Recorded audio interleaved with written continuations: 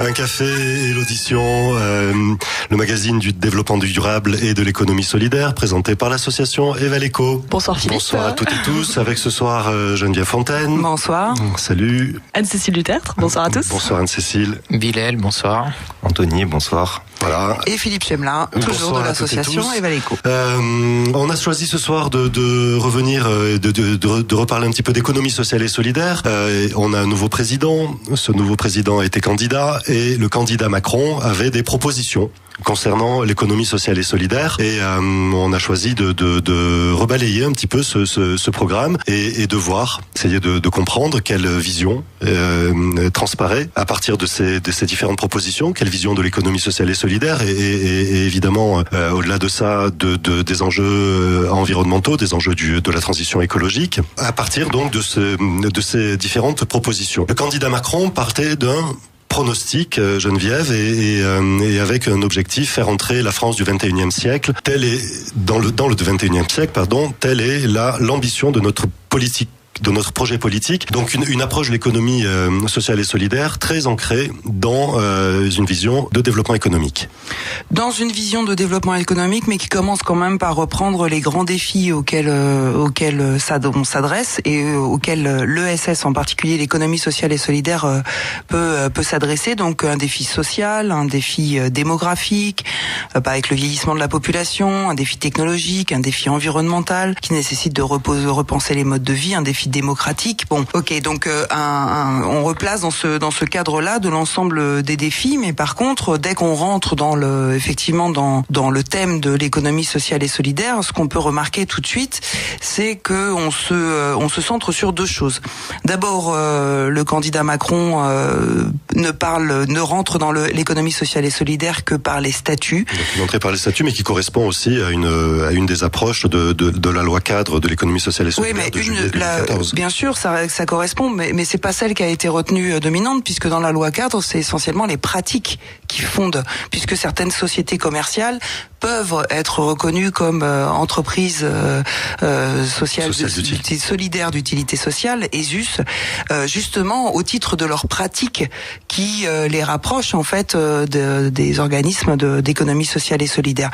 Et donc là, il a plutôt une entrée par les statuts, c'est-à-dire qu'il fait une liste associations, fondations, mutuelles, coopératives. Il met les sociétés commerciales aussi dedans, voilà. Et donc il va parler dans ses propositions essentiellement des entreprises de l'économie sociale et solidaire, et avec comme la loi Macron, comme la loi Hamon, qui est d'ailleurs la loi sur les entreprises de l'économie sociale et solidaire. Et on retrouve vraiment la même entrée que dans la loi Hamon, c'est-à-dire avant tout, l'économie sociale et solidaire incarne un mode d'entreprendre qui est différent, qui met, comme c'est marqué dans le programme, qui met l'humain au centre, où l'humain prime sur le profit, c'est dit, et où l'efficacité économique sert l'intérêt général, mais il y a quand même cette notion d'efficacité économique. Donc on a une entrée très entrepreneuriale.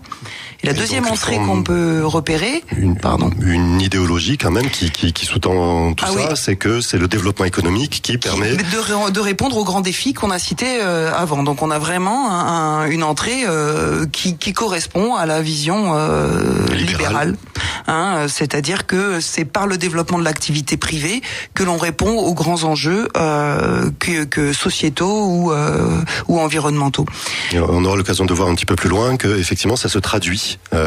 Après il y a des propositions, effectivement, donc ça traduit ça. De regarder les choses. En fait, on peut repérer qu'il y a deux visions. Il y a une vision qui colle à la peau de l'économie sociale et solidaire et qui est toujours présente ici, qui est une vision de la réparation. L'économie sociale et solidaire est là pour venir réparer les dégâts causés par le marché, ce qu'on appelle les externalités négatives du marché. C'est bon, ça crée des dégâts, mais comme le marché prime et domine et qu'on reste dans l'idéologie que ça doit être lui qui domine, l'ESS a un rôle de venir réparer en fait ces dégâts.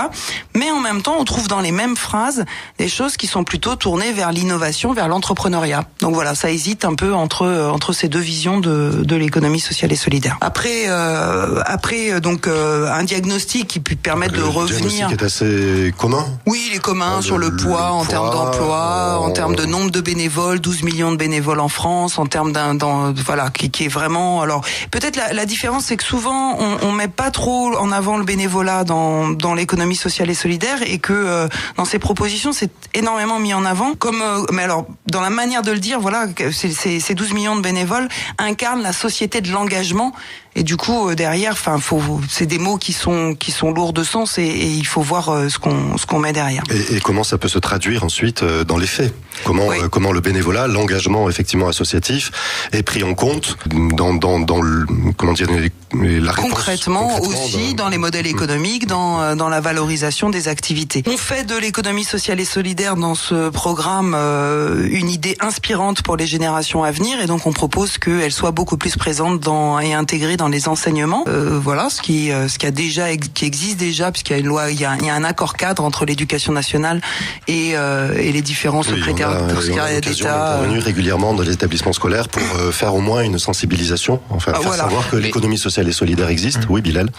Mais surtout sur la partie réparatrice de l'économie sociale et solidaire. Ce que je veux dire, c'est que dans cette manière de sensibiliser les jeunes à cette forme d'économie, c'est pas, on peut pas vraiment le voir comme une remise en question du marché libéral classique, mais vraiment oui, c'est à côté.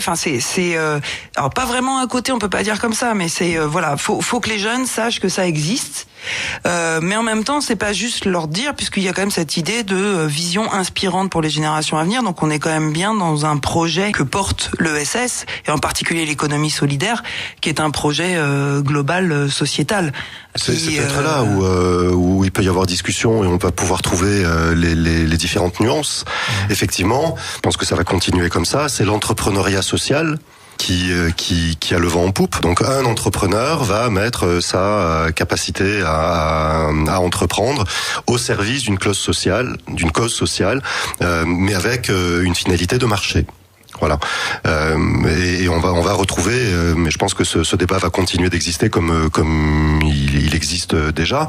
De l'autre côté, la démarche depuis le 19e siècle. Depuis le 19e siècle, bien sûr. Je pense que de ce point de vue-là, il y a toujours cette inscription dans l'histoire. L'économie solidaire qui elle va regarder effectivement l'entreprise, mais l'entreprise comme étant citoyenne, participant de vivre ensemble, mais n'étant pas l'alpha et l'oméga de ce qui fait le vivre ensemble. C'est une partie. Voilà.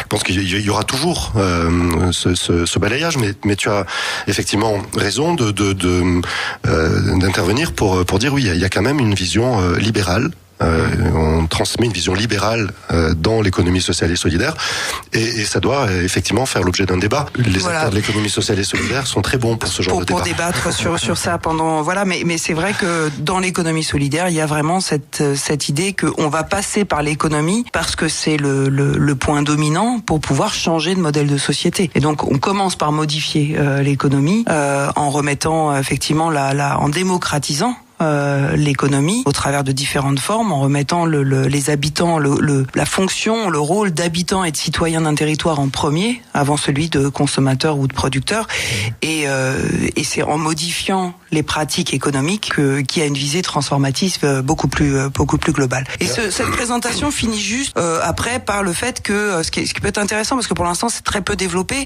que l'ESS fera partie intégrante du projet européen. Alors il existe des groupes qui se réunissent aussi bien au Parlement qu'à la Commission européenne autour de l'économie sociale et solidaire, mais il faut bien voir que ça prend pas du tout la même forme partout. Pas de loi 1901 sur les associations dans tous les pays de l'Union européenne, ça prend des formes très diverses, et donc il y a une vision des fondations différentes. Et voilà, et pour l'instant le seul point commun que tous les pays ont trouvé, encore une fois, comme disait Philippe, c'est l'entrepreneuriat social. Là on arrive, comme c'est relativement, ça se redéfinit actuellement depuis une vingtaine d'années. Donc là il y a ce côté, et puis c'est bien dans la dynamique jusqu'alors de l'Union européenne d'appuyer plutôt sur le côté entrepreneurial, quoi. Et on aura des critères d'évaluation qui sont les critères d'évaluation du marché, le retour sur investissement, une mesure d'impact, etc. Laissant de côté toute une partie qualitative, toute une partie matérielle. Et ça fait aussi du coup partie du débat, mais effectivement pour la première fois, je crois, faire référence à l'ESS dans un cadre européen, c'est quand même quelque chose à remarquer. D'accord. Avec le risque, c'était le fond de ma question tout à l'heure, c'est avec le risque que ce soit marginalisé à son rôle de réparateur ou carrément de forme de libéralisation de l'ESS. Oui, c'est des choses que tu retrouves dans les propositions qui sont faites concrètement derrière. Mais dont on va parler après une petite pause musicale, Cécile, si tu veux bien. Vous écoutez Agora Côte d'Azur, un café, l'audition, le magazine de l'économie solidaire et du développement durable. On parle ce soir d'économie sociale et solidaire et on est revenu sur le programme du candidat Macron pour maintenant président, pour essayer d'anticiper, de se faire une idée de la façon de regarder l'économie solidaire et peut-être donc ce qui va colorer les mois et les années à venir. On en arrivait aux propositions, Geneviève, et c'est le premier objectif pose un premier cadre qui est de libérer l'énergie des entreprises de l'économie sociale et solidaire. Donc on est bien de manière très cohérente dans c'est l'entreprise de l'économie sociale et solidaire qui fait l'économie sociale et solidaire. Ouais, et donc avec quelque chose qu'on peut résumer comme en disant il faut que les entreprises de l'économie sociale et solidaire rentrent de plein droit dans le droit commun de l'entreprise, en gros, aient accès aux mêmes aides, ce qui n'est pas le cas aujourd'hui. Voilà, et donc c'est une reconnaissance quelque part que les entreprises traditionnelles sont aussi soutenues. Ce qui est pas non plus négligeable parce que il y a les aides, mais il y a aussi de notre côté le cadre fiscal. Le cadre fiscal, là, ça peut questionner aussi. Voilà. Et pour rebondir sur ce que Bilal disait tout à l'heure, est-ce qu'il n'y a pas un risque effectivement de tendre vers ça? Alors c'est ce qu'on appelle l'isomorphisme, c'est-à-dire la tendance effectivement à pousser les entreprises de l'économie sociale et solidaire à ressembler de plus en plus dans leur pratique aux entreprises dites traditionnelles. En fait, il y a deux choses qui peuvent se passer dans cette mise en contact de plus en plus importante et fréquente entre entreprises dites traditionnelles et entreprises de l'économie sociale et solidaire. Soit dans la vision de l'économie solidaire, c'est les pratiques de l'économie sociale et solidaire qui doucement viennent, ou moins doucement on espère, viennent effectivement percuter et transformer les pratiques des entreprises classiques. Ce qu'on peut voir avec certaines de modifications de pratiques autour de l'économie de la fonctionnalité, etc. Soit, effectivement, c'est les entreprises de l'économie sociale et solidaire qui, par injonction, parce qu'on leur impose un modèle dominant, en fait, adoptent les pratiques et les manières managériales de faire des entreprises. Et la tendance est plutôt, jusqu'à présent, vers cette tendance-là, c'est-à-dire l'isomorphisme vers les entreprises classiques. Je le relativiserai un petit peu, Geneviève, parce que quand on parle d'entreprises dites traditionnelles, moi, je ne sais pas de quoi on parle. Entre une entreprise du CAC 40 et une TPE sur un territoire avec moins de 10 salariés, on observe que les problématiques ou voire même certaines pratiques rejoignent les pratiques qu'on constate dans les structures de l'économie sociale et solidaire lorsqu'elles sont vertueuses, ce qui n'est pas le cas de 100% d'entre elles. Ah non, bien sûr. Mais là, la réponse, elle est dans le fait qu'il faut que l'ESS s'insère dans la chaîne de valeur, change d'échelle, réponde davantage aux besoins sociaux, environnementaux, aux exigences de la commande publique. Voilà, notamment en termes de volume. Et donc, on est bien dans une logique de grossir. Et donc, on est plus effectivement de rapprocher les entreprises de l'ESS qui sont actuellement essentiellement des TPE, même pas des PME, des TPE, plutôt vers un modèle de plus gros. Donc on va d'ailleurs il y a plein de propositions pour les aider à grossir. Notamment la commande publique. La commande publique qui peut les aider avec la logique de l'État exemplaire qui est déjà là, mais là ça concerne la commande publique sur l'insertion qui existe déjà en fait avec les clauses sur l'insertion par l'activité économique. Ce sont les clauses sociales qu'on trouve dans les marchés publics. Et donc là plutôt le versant réparation en fait de l'ESS, mais aussi accélérer le changement d'échelle par des coopérations entre les entreprises de l'ESS et les entreprises entre guillemets classiques, avec la proposition par exemple de créer des joint ventures sociales. Donc alors le décryptage que moi j'arrive que j'en fais, encore une fois juste le mien, c'est que c'est vraiment une mesure qui vise à pallier la baisse des financements publics. On fait glisser une relation partenariale qui était entre les associations et les pouvoirs publics au titre de l'intérêt général, au titre des solidarités et des solidarités et de la redistribution. Aussi, on l'a fait glisser vers un partenariat association-entreprise, avec quand même toujours cette idée que l'association et l'entreprise mises ensemble dans une joint venture répondront mieux aux besoins sociaux que ce que pouvaient faire ensemble associations et pouvoirs publics avant. Et ça pose quand même là aussi la question sur la vision des services publics, la vision de l'intérêt général, la vision des biens fondamentaux qui doivent être assurés par la puissance publique. Et donc la vision d'une politique générale. Dans cette période marquée par l'eurosceptisme, l'Europe se propose de répondre à vos questions. C'est en tout cas par cette proposition que l'association Evaleco vous invite au cinéma Le Studio de Grasse demain dès 18h. Monsieur Dumort, représentant de la Commission européenne à Marseille, et Madame Vergia, eurodéputée, répondront aux questions qu'il est déjà possible de poser sur le Facebook Eurocitoyenneté 06 ou alors sur le mail mis à disposition contact@evaleco.org. Un café et l'audition, le magazine du développement durable et de l'économie solidaire, présenté par l'association Evaleco. Vous écoutez Agora Côte d'Azur. On continue cette conversation autour de ce qu'on peut comprendre du programme du candidat Macron autour de l'économie sociale et solidaire.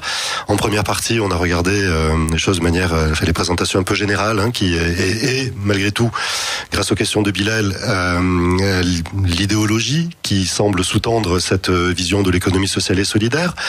On a commencé de regarder quelques propositions avec une phrase malgré tout qui dit quelque chose.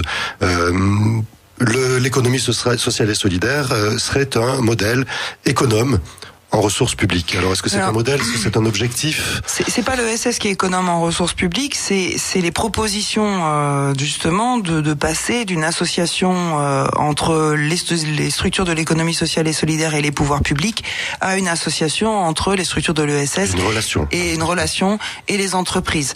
Quand ils proposent différentes formes effectivement d'arriver à les associer, en particulier sur l'économie circulaire, c'est-à-dire sur la gestion des déchets ou sur l'insertion professionnelle, il y a quand même cette idée, ça va permettre d'économiser des ressources publiques puisque c'est un partenariat avec les entreprises privées qui permettra d'atteindre encore mieux les objectifs et en coûtant moins d'argent.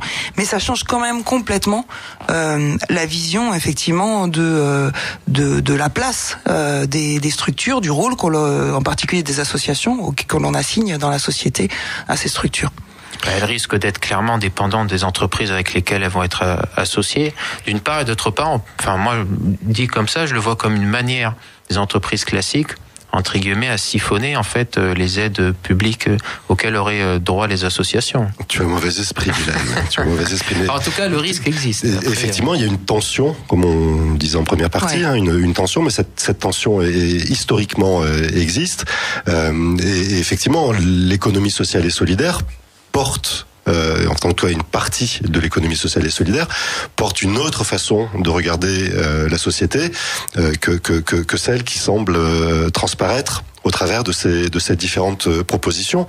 Et on en a un exemple aussi autour de la façon dont est regardée, par exemple, la place importante qui est faite à la philanthropie. Oui, alors avec des phrases qui effectivement peuvent paraître étonnantes. Donc le souhait, c'est de développer le mécénat des particuliers et des entreprises. Donc toujours ce souci d'économiser, de trouver d'autres sources de financement pour les structures de l'économie sociale et solidaire.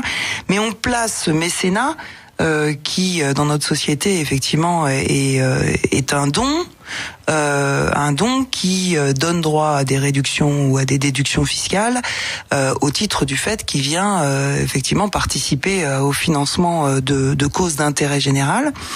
Là, on nous parle beaucoup dans ce texte du candidat Macron, de philanthropie, qui est vraiment une vision anglo-saxonne des choses. Parce que ici, on a plutôt tendance à parler de solidarité. Voilà, alors c'est vraiment deux formes en fait. Quand on en regarde, la philanthropie est souvent approchée, vue du continent européen, parce qu'on va retrouver la même chose en Allemagne ou en Italie.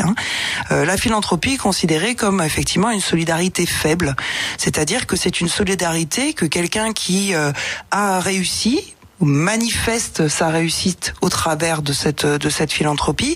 Et il y a dans la philanthropie toujours une relation qui n'est pas une relation d'égalité et d'égale reconnaissance en dignité entre le donateur et la personne qui reçoit. Il y a la création d'un lien de subordination dans la philanthropie de celui qui donne, celui qui reçoit est dans un lien de subordination, puisque en effectivement situation d'infériorité. Oui, parce qu'il y a dans la philanthropie l'idée que je te donne, mais jamais je ne serai dans la position où toi tu me rendras, où tu auras besoin, où j'aurai besoin un jour de toi. Il s'exprime dans la philanthropie à l'anglo-saxonne un sentiment de supériorité. J'ai réussi, voilà, je suis en position de te donner. Alors il y a beaucoup de choses religieuses aussi, de fondements religieux, mais avec cette idée, jamais je n'imagine qu'un jour c'est toi qui seras à ma position, à ma place, et moi à la tienne, et que tu pourras me donner en retour. Alors que la base de la construction des solidarités européenne est une solidarité démocratique où on en tout cas du modèle social français. Oui, et allemand aussi. Voilà, on pose l'égalité en dignité des personnes, et dans cette relation de solidarité, il y a toujours derrière, c'est ce qui est la base de notre, philosophique de notre organisation de la protection sociale, etc. Aujourd'hui, ok, c'est toi qui as besoin.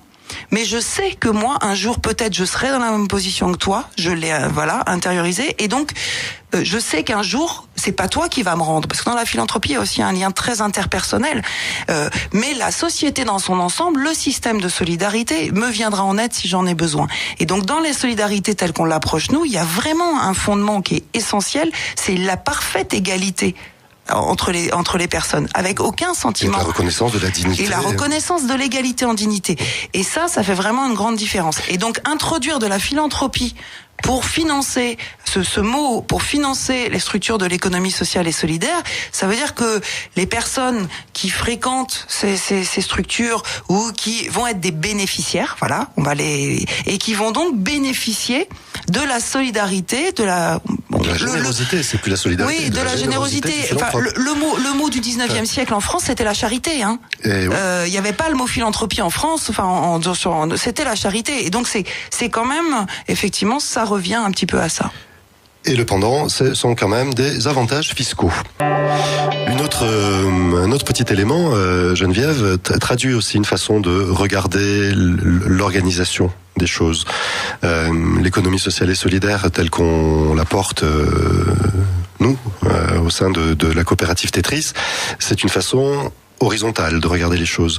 Et là, on a un point dans ce programme du candidat Macron sur les pôles territoriaux de coopération économique qui me semble traduire une autre vision, une vision assez centralisatrice malgré tout des choses.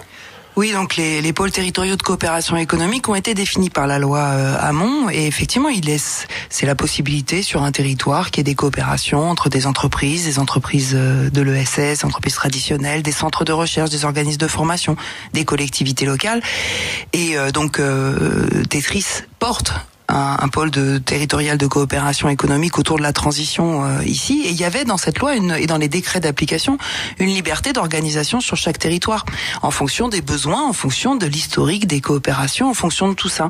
Donc il y avait quelque chose de très ascendant dans ce dynamique. Et là, la proposition du candidat Macron, c'est de créer, pour ces pôles territoriaux de coopération économique, de créer un centre de ressources nationales de promotion et d'accompagnement d'échange des bonnes pratiques. Donc en fait, c'est de créer une tête de réseau qui va, encore une fois, avoir des financements alors que les gens qui font sur le terrain ne les auront pas forcément, et qui va... Le risque, c'est que ce centre... la bonne façon de faire. Eh ben oui, ce centre arrive, ce qu'on disait tout à l'heure, à un isomorphisme. qu'il arrive à dire, un PTCE, finalement, ça doit se faire comme ça, c'est comme ci, c'est comme ça. C'est pas incohérent avec le fait que derrière, les financements viennent de mécènes ou de philanthropes et qui ont besoin de mesurer, d'avoir un retour, une mesure de l'impact social. Et donc, pour ça, il faut normer. Et là, on a un risque, comme Bilal le soulignait tout à l'heure, de normalisation. Et cette vision se traduit aussi sur la vision de l'innovation sociale. Et oui, parce que l'économie sociale et solidaire et effectivement les structures de l'économie sociale et solidaire, par leur manière de faire, sont innovantes. Et souvent, elles viennent apporter des solutions par rapport à une vision de la société ou par rapport à des besoins réels. Et donc, il y a tout un objectif du candidat Macron qui porte sur encourager l'innovation sociale. Mais du coup, ça nous fait nous questionner sur quelle vision de l'innovation sociale en fait est traduite. Si on prend tout ce qu'on a dit avant, finalement, on pourrait dire que sa vision de l'innovation sociale, c'est plutôt la modernisation des politiques publiques. Trouver les moyens de répondre aux besoins, voilà, mais sans que ça, enfin, pour que ça coûte moins cher aux finances publiques, et pour ça avec le postulat que le marché sera de toute façon plus efficace. Voilà, avec le postulat, le mot d'efficacité qu'on a vu au départ, d'efficacité économique, donc le postulat que l'association avec l'entreprise, la place des entreprises, soit par la philanthropie, on va en reparler parce qu'il y a une mesure de financement qui est quand même symbolique de ça. Ah ouais. Et donc on va aller sur une vision de l'innovation sociale qui est plutôt celle, comment le privé peut nous aider à moderniser les politiques publiques et que ça coûte moins cher. Et à l'intérieur de ça, un bon vecteur pour arriver à le faire, c'est de demander aux structures de l'économie sociale et solidaire de travailler avec les grandes entreprises, parce qu'on est souvent avec les grandes entreprises. Alors en même temps, il y a toujours cette tension qu'on retrouve, parce que en même temps, on va trouver dans ce texte que c'est l'ancrage territorial qui est le facteur clé de réussite de l'économie sociale et solidaire. Ce en quoi ici sur le territoire, la communauté d'agglomération du Pays de Grasse, en étant sociétaire de la coopérative Tetris, se trouve elle-même être en avance et être innovante. Oui, bien sûr, elle est innovante, et donc il y a cet ancrage au territoire, mais quand on regarde alors on va créer un accélérateur national d'innovation sociale axé sur les grands défis de notre société: transition écologique, transition numérique, jeunesse, ruralité, autonomie, insertion sociale. Peut-être c'est ce que a annoncé aujourd'hui notre ex-président, François Hollande, futur ex-président, puisqu'il a parlé de la création de quelque chose qui soutiendrait l'innovation sociale. Donc c'est peut-être la mise en application de ça. Mais en tout cas, ce qu'on voit, c'est juste après, l'innovation sociale, à l'image de ce qui a été fait pour la French Tech. On est dans cette image, toujours, on est ramené à l'entrepreneuriat social. Et alors que l'innovation sociale, les pôles territoriaux de coopération économique tels qu'on les a, on en a parlé un petit peu, c'est l'ESS qui n'est pas vu comme un mode d'entreprendre, mais qui est vu comme un mode de développement différent, un mode de développement local, et le plus souvent durable sur les territoires. Et c'est ces deux visions de l'ESS qui s'opposent. La vision mode d'entreprendre, qui est très prégnante dans ce qu'on peut lire et traduire du programme d'Emmanuel Macron, et la vision qui est plutôt celle qu'on porte, qui est l'ESS, c'est un outil, c'est un mode de développement qui porte un mode de développement. L'économie sociale et solidaire. L'économie sociale et solidaire est un mode de développement local et durable sur les territoires qui a une visée de transformation profonde de la société. Donc en fait, c'est aussi la place que l'on donne à la transformation sociale. Là, il y en a pas beaucoup. Et dans la visée de l'innovation sociale, on est plus rapproché l'économie sociale et solidaire de la French Tech. C'est pas forcément ce que souhaitent les acteurs sur le terrain. Et en plus, French Tech, ça fait même presque plus référence à l'innovation technologique que l'innovation sociale. Oui, mais c'est l'image en fait. C'est aussi l'image de disruption. Comment le numérique vient percuter le marché du travail, les modes, l'emploi, les relations sociales, etc. C'est cette partie là de la French Tech. On fait une plateforme de dématérialisation, mais on a besoin de moins d'agents publics. Voilà ce qu'on pouvait dire. Il y aura encore beaucoup, et un jour je reviendrai vous parler des contrats à impact sociaux, parce que là, comment ce sera traduit. Danger plus. Comment ce sera traduit effectivement dans les politiques que le président Macron, pour le coup, proposera de mettre en œuvre. Mais il nous a semblé intéressant quand même de faire un petit balayage sur cette vision de l'économie sociale et solidaire, mais qui nous semble aussi traduire une vision de ce que devrait être la vie en société. Oui, et puis juste un agenda. Ouais. Bon. Alors du coup, bloquez vos agendas. Demain soir à 18h, on vous propose de nous rejoindre sur un événement qui s'appelle l'Europe répond à vos questions, où en fait des représentants des institutions européennes vont répondre aux questions citoyennes. Donc on aura l'occasion effectivement de pouvoir échanger avec Marie-Christine Vergiat et avec Monsieur Dumort. Donc Marie-Christine Vergiat, eurodéputée, et Monsieur Dumort, représentant de la Commission européenne à Marseille. Donc à 18h au cinéma Le Studio. On vous proposera aussi lundi soir une conférence sur les communs. Venez nombreux, ça promet d'être vraiment intéressant. Et ça sera à 19h, la conférence sur les communs lundi, et ça sera à l'espace Tetris, 23 route de la Marégarde. Et donc voilà. Plusieurs chercheurs qui viennent de la France entière, et l'objet du débat, c'est de regarder comment les communs permettent d'imaginer peut-être notre modèle d'organisation de la société. Et si vous cherchez quoi faire le 20 mai, ça tombe bien, à Mouansartou, le printemps des possibles, où vous pourrez retrouver un festival zéro déchet, mais aussi Evaleco ainsi que beaucoup d'autres structures qui vont venir proposer des stands autour du commerce équitable et du développement durable au sens large. Merci à toutes et tous. Belle soirée sur Agora Côte d'Azur. Merci, au revoir. Bonsoir.